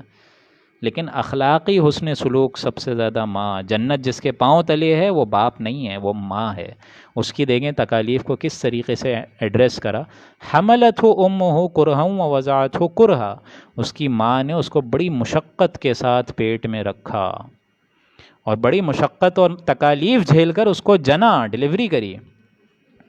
حملہ وفصالہ ثلاثون شہرا، اور اس کو پیٹ میں رکھنا اور دودھ چھڑانا کل ملا کے 30 مہینے کے برابر ہے. 9 months پریگننسی اور پھر 2 سال، 12 اور 9 سمجھ لیجئے کہ 24 اور 9 مہینے، یعنی 29 سے 30 مہینے کے اندر یہ پورا پیریڈ گزرتا ہے. 30 شہرا، دودھ چھڑانا اور اس کو حمل میں رکھنا، ٹوٹل ملا کے 30 مہینے. اب دیکھیں قرآن مجید کیسے بتاتا ہے. یہ 9 مہینے سے کم ہو سکتی ہے پریگننسی، یا اگر اس سے زیادہ بھی ہوئی تو میکسیمم اگر پوسٹ پارٹم بھی ہوتا ہے تو 9.5 10 مہینے. یہ سائنس آپ کو بتاتی ہے. آج قرآن مجید نے 1450 سال پہلے بتایا ہوا ہے. 30 مہینے گن کے اللہ نے بتا دیا. اس میں اشارہ بھی ان عورتوں کے لیے بالخصوص کہ بریسٹ فیڈنگ آپ لوگ کرا کریں. بریسٹ فیڈنگ سے تو یوٹرائن کارسینوما، بریسٹ کارسینوما، یہ جتنے خطرناک مسائل ہیں اور بالخصوص مہلک مسائل ہیں، ان سے عورت کا یوں سمجھیے ایک حفاظتی اللہ تعالیٰ نے انتظام بھی رکھا ہوا ہے. لیکن آج کی عورتوں کی کچھ اور ہی سوچ ہے. حتیٰ اذا بلغ اشدہ وبلغ 40 سنہ، یہاں تک کہ جب وہ اولاد، اب دیکھیں اولاد کا رویہ بتایا جا رہا ہے، کیسی ایک آئیڈیل اولاد ہونی چاہیے. اللہ تعالیٰ ہمیں بھی اس کیٹیگری کے اندر پہنچائے. حتیٰ اذا بلغ اشدہ، یہاں تک کہ جب وہ اپنی جوانی کو پہنچتا ہے، قوت میں، طاقت میں، دبدبے میں پہنچتا ہے، بلاغت ہو جاتی ہے اس کے اندر. وبلغ 40 سنہ، اور بلوغت ہوتی ہے اس کی 40 برس تک. یعنی اس کو اس پر قیاس نہ کریں وہ جو جسمانی بلوغت ہوتی ہے 16-17 سال میں جو ہارمونل چینجز ہمارے اندر آ گئے. نہیں، یہ بلوغت ہے نفسیاتی لحاظ سے، نفسیاتی بلوغت ہے. یہ ذہناً میچیورٹی، سائیکالوجیکل میچیورٹی وہ آتی ہے 40 برس میں. آپ میں سے کتنے لوگ ہوں گے جو 38-40 کے قریب پہنچ گئے؟ اب آپ مجھے بتائیے 15-20 سال اپنی زندگی کو ریوائنڈ کریں، بھلا آپ وہ تھے جو آپ پہلے تھے؟ نہیں، آپ میچیور ہو گئے. اور یہی وجہ ہے کہ حضور اکرم صلی اللہ علیہ وسلم کو بھی جو نبوت سے سرفراز کیا گیا ہے وہ 40 برس میں کرائے. ایک بڑی پیاری حدیث ہے جس کی راوی ہیں حضرت عائشہ. وہ فرماتی ہیں کہ حضور نے صلی اللہ علیہ وآلہ وسلم نے انہیں فرمائی یہ بات کہ جب میری عمر 40 برس ہوئی تو مجھے خلوت محبوب ہو گئی. تنہائی میں بیٹھنا، تنہائی میں اللہ کی عبادت کرنا، تنہائی میں اللہ سے لو لگانا، عبادت میں مشغول ہونا اپنے اللہ کے آگے. پھر آپ کئی راتیں غار حرا جاتے تھے. پھر وہیں سے دیکھیں آپ وحی کا آغاز ہوا ہے. اقرأ بسم ربک الذی خلق، خلق الانسان من علق. تو یہ اچھے طریقے سے سمجھ لیجئے کہ یہ ذہناً میچیورٹی میرے اور آپ کے اندر 18-20 سال میں نہیں آتی، یہ 40 ایئرز ہے. 40 سنہ، 40 برس. قال رب اوزعنی ان اشکر نعمتک التی انعمت علی. اور جب وہ 40 برس کا ہوتا ہے تو وہ اولاد کیا کہتی ہے؟ دعا کرتی ہے اپنے پروردگار سے کہ اے میرے پروردگار مجھ کو یہ توفیق دے ان اشکر نعمتک التی، کہ میں آپ کی نعمتوں کا شکر ادا کروں. والدین میرے لیے نعمت ہیں. اللہ نے یہ محبت اور عافیت ان کے دلوں میں ڈالی نا کہ یہ اولادیں پل گئیں تو یہ نعمتوں کا میں شکر ادا کروں.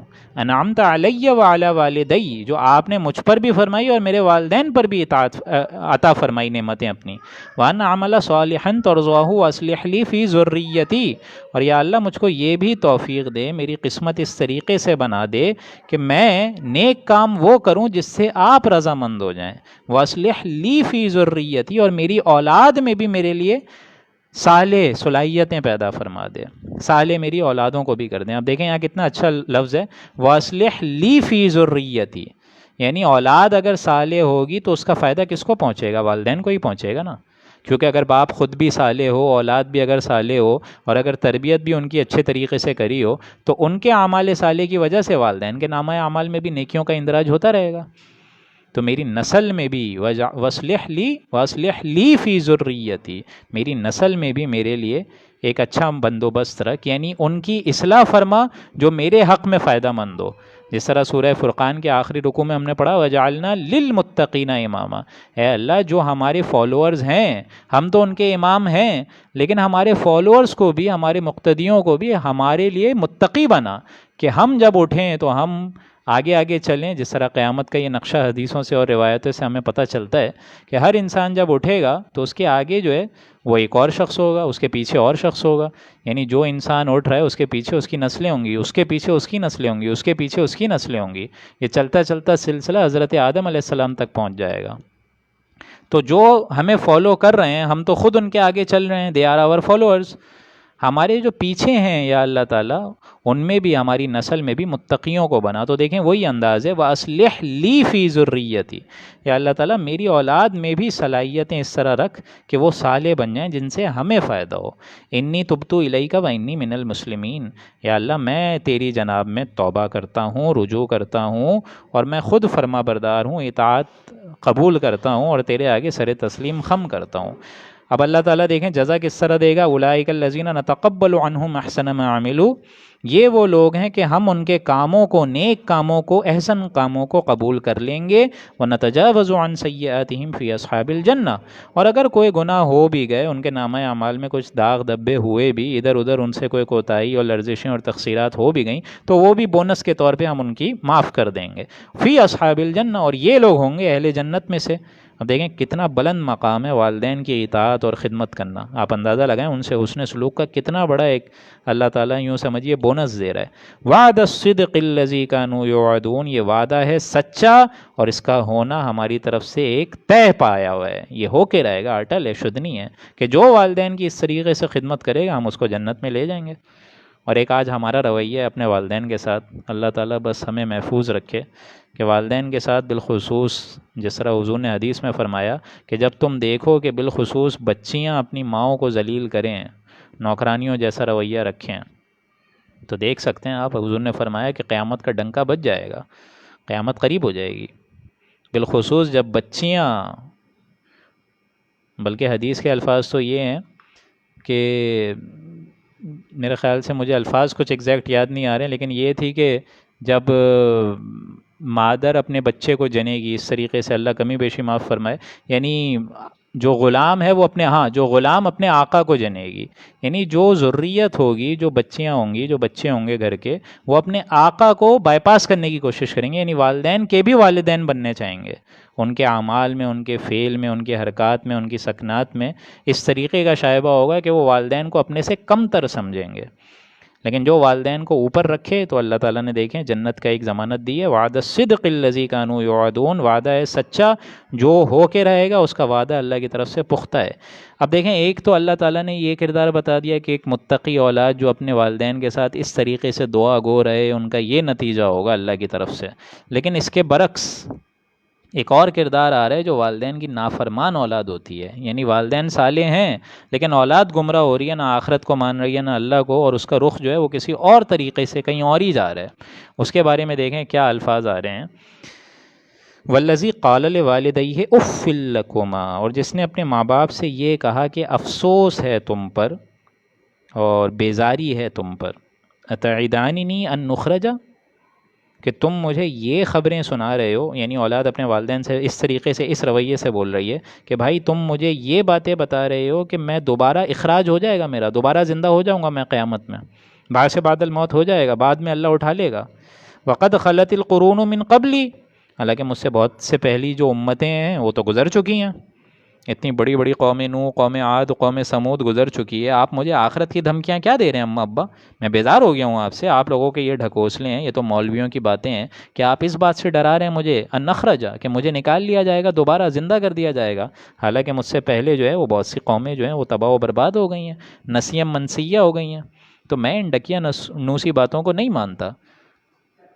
حالانکہ والدین جو ہیں ان کا اب دیکھیں کیا رویہ آ رہا ہے، وَهُمَا يَسْتَغِيثَانِ اللَّهَ وَيْلَكَ آمِن، اور وہ دونوں اللہ سے فریاد کر رہے ہیں، دعائیاں دے رہے ہیں کہ اے میرے بچے، وَيْلَكَ آمن، بربادی ہے، افسوس ہے تجھ پہ، وَيْلَكَ آمن، تم ایمان لے آؤ، اللہ تعالیٰ کے اس عذاب کو جلد مت مچاؤ، اس عذاب کو دعوت مت دو، ان وعد اللہ حق، اللہ کا وعدہ سچا ہے، پختہ ہے، اٹل ہے، ہو کے رہے گی قیامت۔ فَيَقُولُوا مَا هَذَا إِلَّا أَسَاطِيرُ الْأَوَّلِينَ، تو یہ اس کی اولاد کہتی ہے کہ نہیں نہیں، یہ تو بس بے سند باتیں ہیں، یہ پچھلوں کی کہانیاں چلی آ رہی ہیں، یہ تو بس مولویوں کے ڈکوسلے بازیاں ہیں، اور میں اس پر ذرہ بھر اطمینان نہیں رکھتا، نہ ایمان رکھتا ہوں۔ أُولَٰئِكَ الَّذِينَ حَقَّ عَلَيْهِمُ الْقَوْلُ فِي أُمَمٍ قَدْ خَلَتْ مِن قَبْلِهِم مِّنَ الْجِنِّ وَالْإِنسِ، یہ وہ لوگ ہیں کہ ان کے حق میں بھی ان لوگوں کے ساتھ اللہ کا قول پورا ہو کر رہا، یعنی جو پرانی قومیں آ گئیں جس پر اللہ کی وہ دفع ثابت ہو گئی اور اللہ تعالیٰ نے ان پر اپنا قول مقرر فرما دیا، دوزخ کا ایندھن بنا دیا، تو یہ بھی وہ اولاد ہیں جو ان کے ساتھ اس طریقے سے شامل ہو جائیں گی، اس عذاب دائمی میں ان کا بھی یہ حشر نشر ہوگا کہ اللہ تعالیٰ کی بات ان پر پوری ہو کے رہے گی۔ قد خلت من قبلہم من الجن والانس، جیسا کہ پوری ہوئی ان سے پہلے انسانوں پر اور جنات پر، جیسا کہ اللہ تعالیٰ نے بول دیا تھا کہ میں اس جہنم کو انسانوں اور جنوں سے بھر دوں گا، تو جیسا حشر ان انسانوں اور جنوں کی بستیوں کے ساتھ ہوا، بڑی بڑی قوموں کے سرداروں کے ساتھ ہوا جو منافق اور مشرک تھے، یہی حشر پھر اللہ تعالیٰ ایسی اولاد کے ساتھ کرے گا جس کا یہ انداز بیان ہوگا اپنے والدین سے، جو نہ آخرت کو مانے، جو نہ اللہ کو مانے، جس کا رخ کہیں اور ہی جا رہا ہو، والدین صالح ہوں، اولاد جو ہے وہ دین سے ایک دم دور ہو۔ انہم کانوا خاسرین، بے شک یہ بڑے خسارے میں رہے۔ وَلِكُلٍّ دَرَجَاتٌ مِّمَّا عَمِلُوا، اور وہاں ہر ایک کے لیے ہم نے ان کے اعمال کی بنا پر درجے رکھے ہوئے ہیں، اعمال کی بنا پر، کوئی نیکوکار ہے اس کا بھی درجہ ہے، کوئی بدکار ہے اس کا بھی درجہ ہے۔ وَلِيُوَفِّيَهُمْ أَعْمَالَهُمْ وَهُمْ لَا يُظْلَمُونَ، تاکہ اللہ تعالیٰ ان کو سارے تمام اعمال کا پورا پورا بدلہ دے دے، اور کسی کی حق تلفی نہیں ہوگی، کسی پر ظلم نہیں ہوگا، کسی کے لیے ناانصافی نہیں ہوگی۔ وَيَوْمَ يُعْرَضُ الَّذِينَ كَفَرُوا عَلَى النَّارِ، اور جس روز کافر لائے جائیں گے آگ کے سامنے، اذهبتم طیباتکم فی حیاتکم الدنیا، اور جب ان سے کہا جائے گا کہ بھائی تم اپنی لذتیں دنیا میں پوری کر کے آ چکے، تم وہاں عیش کر کے آ چکے، تم نے ساری کی ساری دولتیں وہاں جمع کرنی تھی، عیش و عیاشی تم نے اپنی وہاں کر کے آ چکے، تم نے وہاں حلال حرام کی تمیز کو بھی ختم کر دیا، تم نے وہاں خوب گلچھڑے اڑائے ہیں، ٹھیک ہے، لیکن اب تم عذاب کے کنارے تک آ چکے ہو۔ وَاسْتَمْتَعْتُمْ بِهَا، اور ان دنیاوی لذتوں سے تم خوب برت چکے ہو، انجوائے کر چکے ہو۔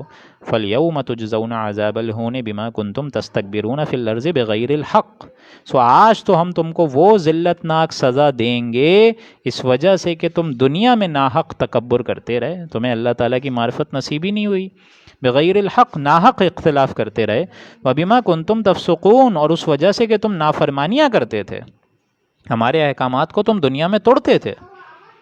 وَاذْكُرْ أَخَا عَادٍ، اب آخری دو رکوع ہیں، اور میرے خیال سے غالباً 1 گھنٹہ ہو چکا ہے ہمیں درس دیتے ہوئے، اب بس یہ ہے کہ انشاءاللہ العزیز 10-15 منٹ اور ہیں، اگر آپ کے اندر ہمت ہے تو پھر میں بتانا شروع کرتا ہوں۔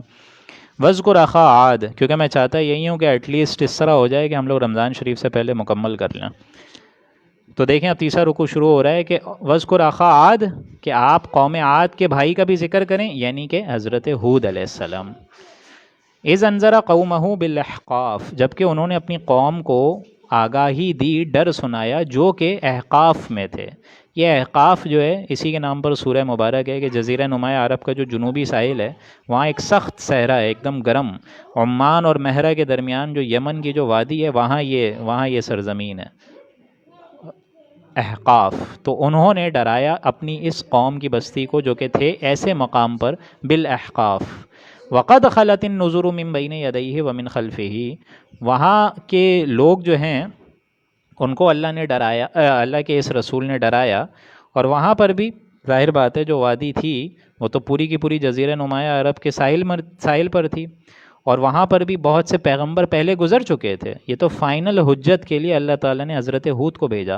اس لیے دیکھیں لفظیں وقد خلت النذر من بین یدی، اس سے پہلے بھی تمہارے درمیان بہت ڈر سنانے والے آ گئے ہیں.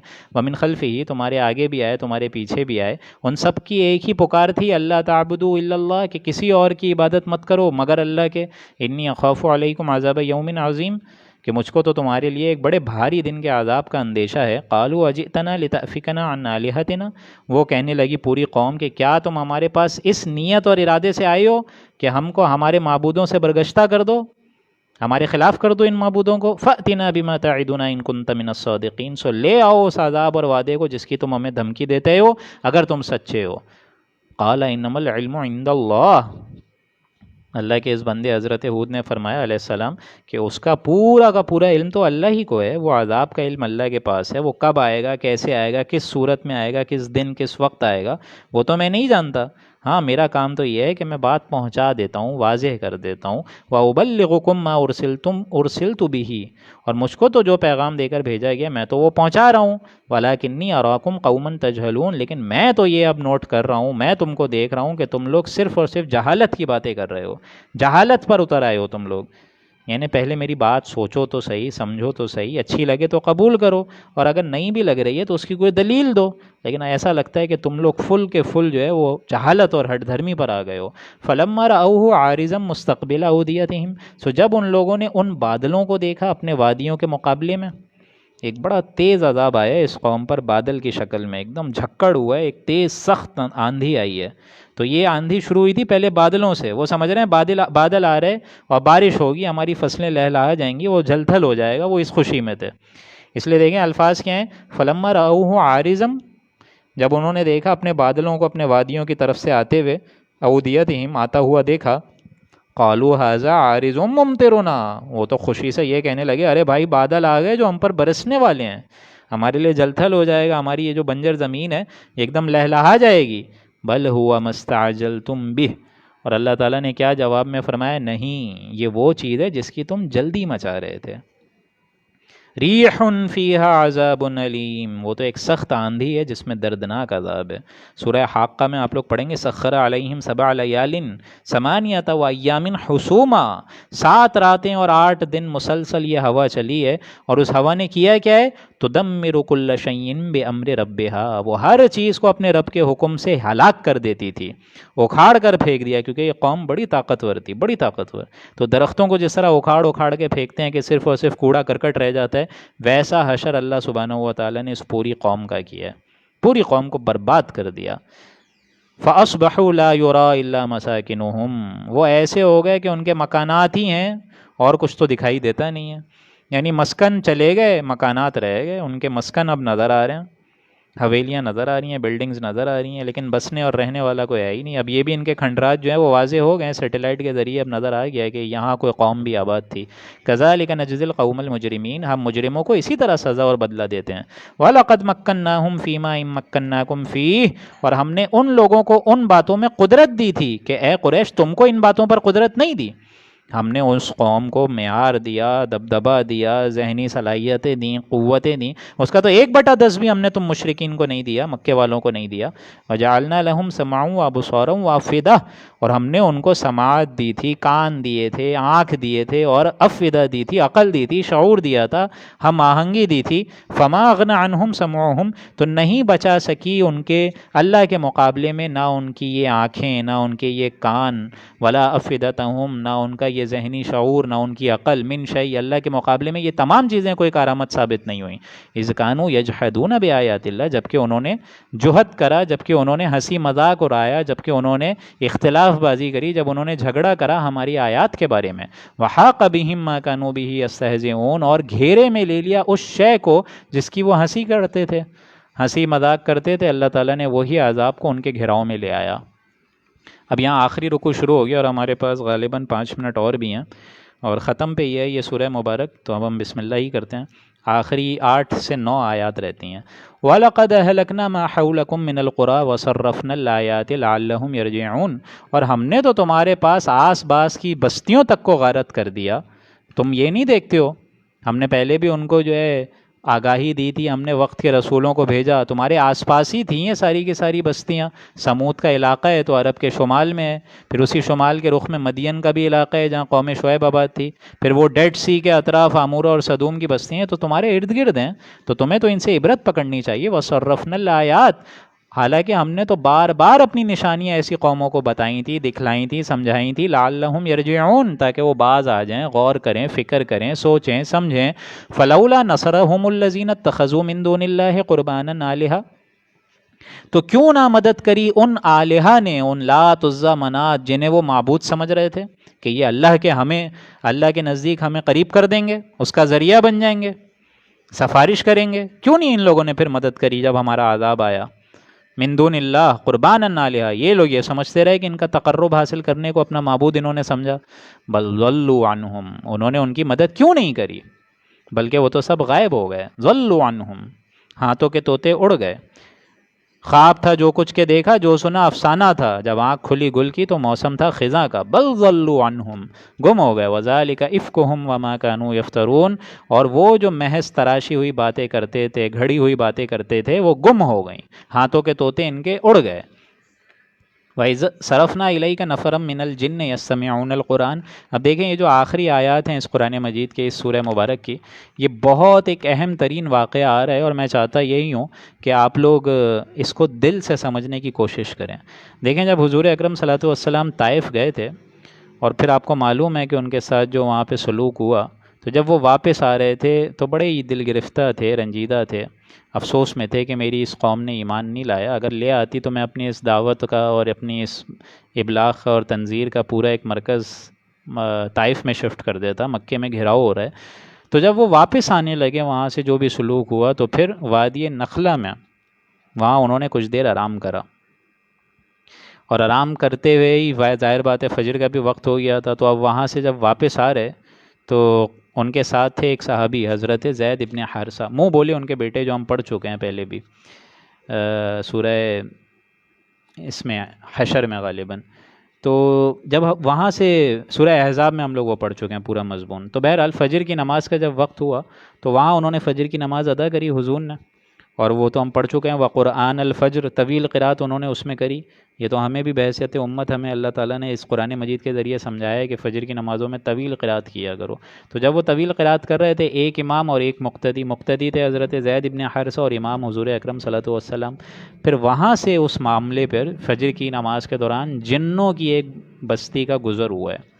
اب کس طریقے سے گزر ہوا ہے ہم نہیں جانتے، جنوں کا وہاں سے گزر ہوا ہے. اور وہ سمجھیے کہ جن جو تھے وہ نیک شریف تھے. آپ کو معلوم ہے انسانوں میں بھی نیک شریف ہوتے ہیں اور بدماش بھی ہوتے ہیں، جنوں میں بھی ہوتے ہیں. تو وہ وہاں ٹھہر گئے، ٹھٹک کر کھڑے ہو گئے قرآن سننے کے لیے کہ حضور پڑھ رہے ہیں اور وہ سن رہے ہیں.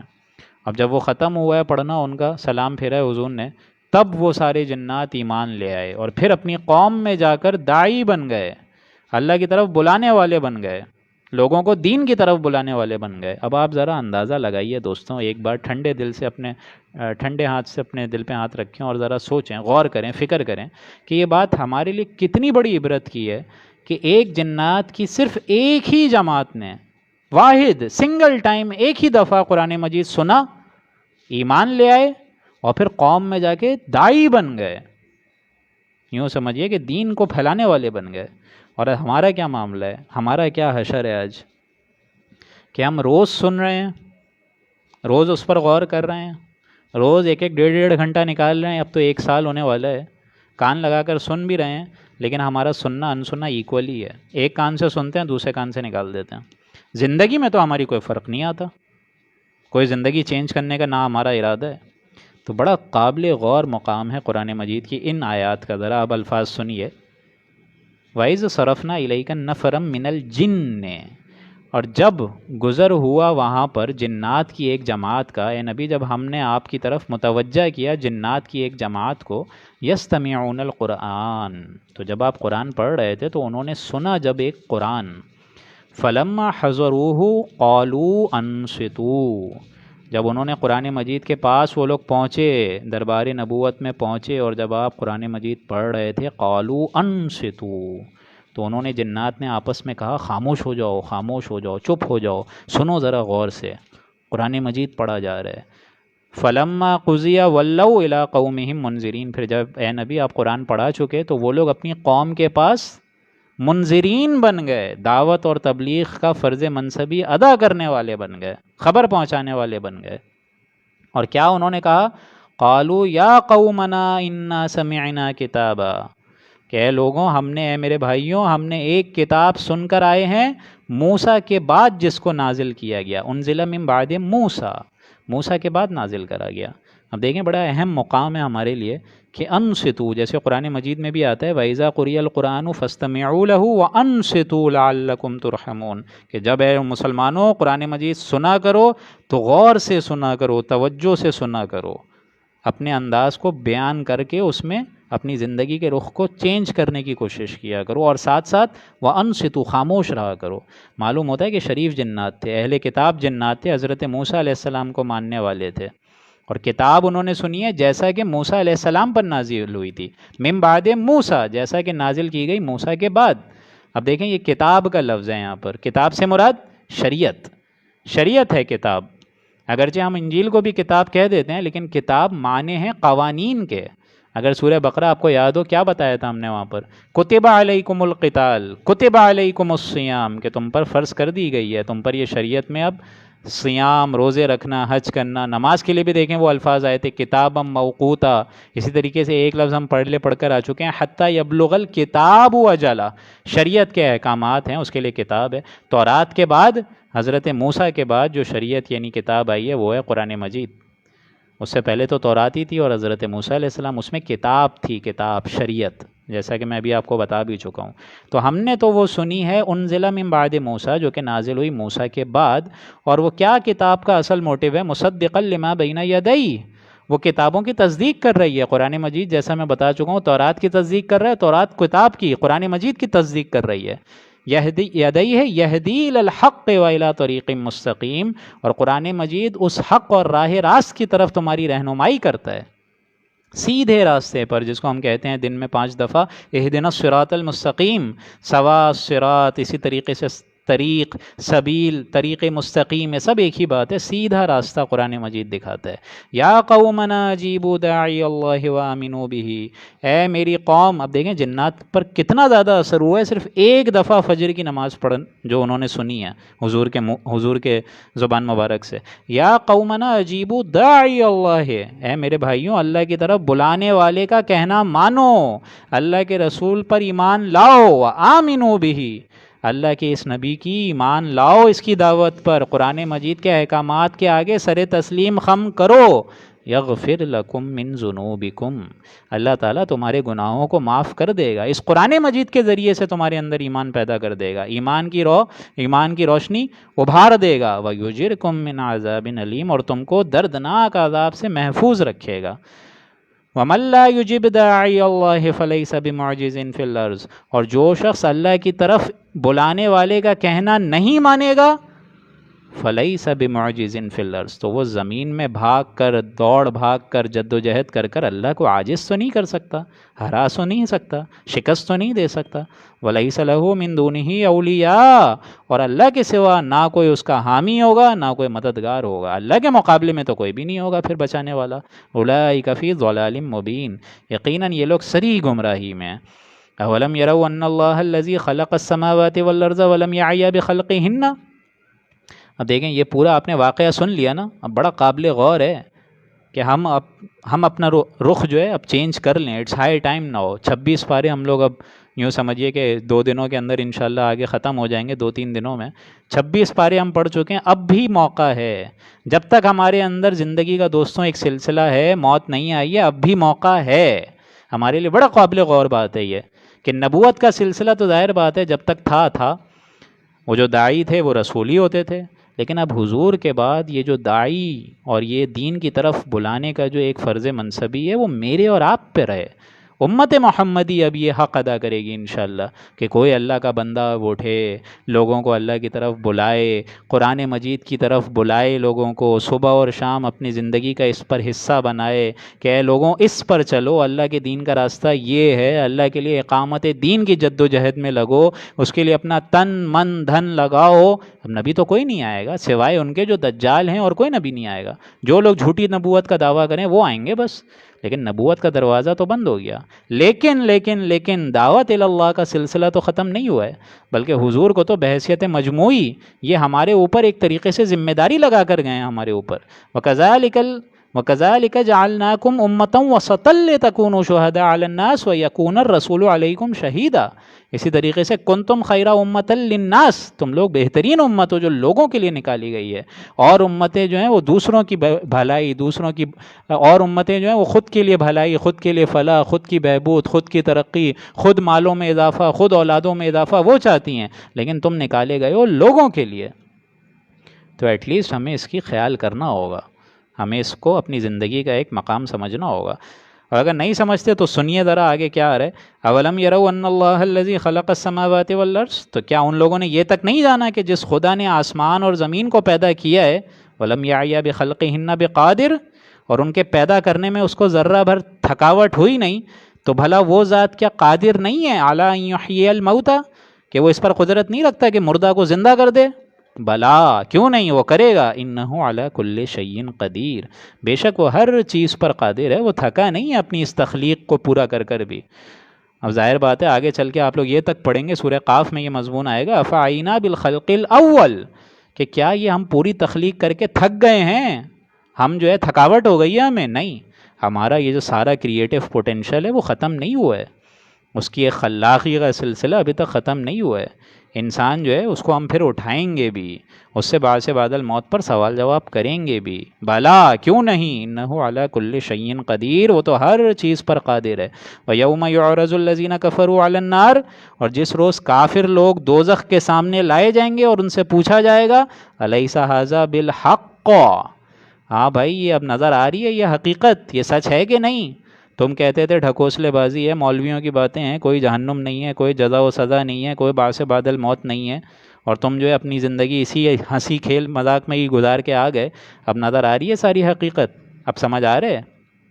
قالوا بلا وربنا، تو وہ کہیں گے کیوں نہیں اللہ تعالیٰ، بالکل میرے پروردگار کی قسم ضرور سچی بات ہے یہ. قال فذوقوا العذاب بما کنتم تکفرون، پھر ان سے کہا جائے گا کہ چکھو اپنے اس عذاب کا بدلہ اس کفر کی بنا پر جو تم دنیا میں کرتے رہے تھے. فاصبر کما صبر اولو العزم من الرسل، آخری آیت ہے. تو اے نبی آپ بھی صبر کیجئے جیسا کہ صبر کیا ہمارے اولو العزم رسولوں نے. اولو العزم سے مراد وہی 5 رسول، کچھ لوگ کہتے ہیں 7 بھی رسول ہیں، حضرت ہود، حضرت صالح کو بھی انہوں نے علیہ السلام کو لسٹ میں رکھا ہے، حضرت ہود اور صالح کو، لیکن اولو العزم رسول 5 ہیں. یہ سورہ شورى میں ہم پڑھ چکے ہیں. شرع لکم من الدین ما وصى بہ نوح، حضرت نوح علیہ السلام ہیں اولو العزم، حضرت ابراہیم ہیں، پھر حضرت موسیٰ ہیں، پھر حضرت عیسیٰ ہیں، اور پھر حضرت محمد ہیں. یہ 5 اولو العزم چھوٹی کے رسول جو قرآن مجید بار بار بیان کرتا ہے. تو بہرحال اس میں تو حضرت نوح علیہ السلام کا الگ ہی مقام کہ ان پر قوم نے 950 برس قوم نے ان کو تکلیف دی، انہوں نے جھیلا، صبر کیا. اسی طریقے سے کچھ اولیاء اللہ کو اور کچھ رسولوں کو، کچھ نبیوں کو اللہ تعالیٰ نے جسمانی تکالیف بھی دیں، بیماریوں میں مبتلا کرا. حضرت ایوب علیہ السلام کو انہوں نے ذاتی تکالیف جھیلیں، صبر ایوب بڑا مشہور ہے. تو اے نبی اب آپ کو بھی صبر کرنا پڑے گا، کما صبر اولو العزم، جیسا کہ ہمارے اولو العزم رسولوں نے صبر کرا، من الرسل، رسولوں میں سے. ولا تستعجل لهم، اور اے نبی آپ ان کے معاملے میں بھی جلدی مت کریں. کیا جلدی نہ کریں؟ یعنی ان مشرکین کے معاملے میں بھی ان کو رفع دفع کریں، کیونکہ ظاہر بات ہے حضور کو خیال تو نہیں آتا ہوگا اس جلد بازی کا، وہ تو بڑے ہی صابر شخصیت ماشاءاللہ. لیکن آپ نوٹ کریں کہ اہل ایمان کو بھی تو یہ خیال آتا ہوگا نا، اہل ایمان کو بالکل آتا ہوگا کہ اللہ ان کو کیوں نہیں پکڑ رہا ان مشرکین کو. حضرت بلال رضی اللہ تعالیٰ عنہ کو یہ کیسے مار رہے امیہ، تو اللہ تعالیٰ اس امیہ کا ہاتھ شل کیوں نہیں کر رہا؟ وہ تو علی کل شیء قدیر ہے، کیوں نہیں روک رہا؟ ابو جہل کا ہاتھ کیوں شل نہیں ہو رہا ہے جبکہ وہ حضرت سمیہ کو پرزیکیوٹ کر رہا ہے، تنگ کر رہا ہے؟ کیوں نہیں اس کا ہاتھ رک جاتا؟ کیوں نہیں اس پر عذاب آ جاتا جیسا پہلے لوگوں پر آیا؟ لیکن نہیں، یہاں تلقین دی جا رہی ہے کہ اب آپ صبر کریں، صبر کریں. ولا تستعجل لهم، اور آپ جلد بازی مت کریں. یعنی صبر کے مقابلے میں، مطلب جلد بازی کے مقابلے میں صبر کو پیش نظر رکھیں، اور آپ نوٹ کریں کہ کیا حال ہوا تھا ان بڑی بڑی قوموں کا، اور کیا ہوا ان عظیم الشان رسولوں کا. رسولوں کو ہم نے بچا لیا اور قوموں کو ہلاک کر دیا۔ کأنہم یوم یرون ما یوعدون لم یلبسوا الا ساعۃ من نہار، اور جس دن یہ لوگ اس چیز کو دیکھیں گے، یہ مشرکین کی طرف اشارہ ہے، اللہ فرما رہا ہے کہ جس دن یہ لوگ اس عذاب کو دیکھیں گے، ما یوعدون، جس کا وعدہ ان سے کیا جاتا ہے، لم یلبسوا الا ساعۃ من نہار، تو وہ یہ سوچیں گے کہ وہ دن کا ایک حصہ بھی گزار کر نہیں آئے ہیں، دن میں دنیا میں رہے ہیں، دن بھر میں صرف ایک گھڑی، ایک لمحہ دنیا میں گزارا ہے۔ بلاغ، یہ ہے پہنچا دینا، لوگوں کو آگاہی دے دینا۔ یہ قرآن مجید کا بھی یہی حکم ہے ایک طریقے سے، اور حضور اکرم صلی اللہ علیہ وآلہ وسلم نے بھی ہمیں یہی حکم دیا کہ اب اس کو پہنچاؤ۔ فَلْيُبَلِّغُ الشَّاهِدُ الْغَائِبَ، وہی الفاظ یہاں پر ہیں، بلاغ، کہ یہ قرآن مجید ہے پہنچا دینا، اس کو عام کر دینا۔ فَهَلْ يُهْلَكُ إِلَّا الْقَوْمُ الْفَاسِقُونَ، کیونکہ ہلاک تو صرف وہی ہوں گے جو نافرمان ہیں، ناہنجار ہیں، فاسق ہیں اور مجرمین ہیں۔ بہرحال اللہ کے فضل و کرم سے صدق اللہ العظیم، یہاں مبارک سورہ احقاف مکمل ہوئی، اور پھر انشاءاللہ کل ہم لوگ سورہ محمد پڑھیں گے صلی اللہ علیہ وآلہ وسلم۔ اللہ تعالیٰ میرا اور آپ کا سننا عمل کرنا قبول فرمائے، اس میں جو ہم نے پڑھا اس میں جو کمی کوتاہیاں ہوں ان کو درگزر فرمائے، اور بالخصوص اتنے لمبے دورانیے تک آپ لوگوں کا بیٹھنا اللہ تعالیٰ اپنے فضل و کرم سے قبول فرمائے، اور یہ بیٹھنا بھی آپ لوگوں کے لیے توشہ آخرت بنائے اور جہنم کے عذاب سے چھٹکارے کا باعث بنائے۔ بارک اللہ لنا ولکم فی القرآن العظیم ونفعنی وإیاکم بالآیاتہ والذکر الحکیم، صدق اللہ العظیم۔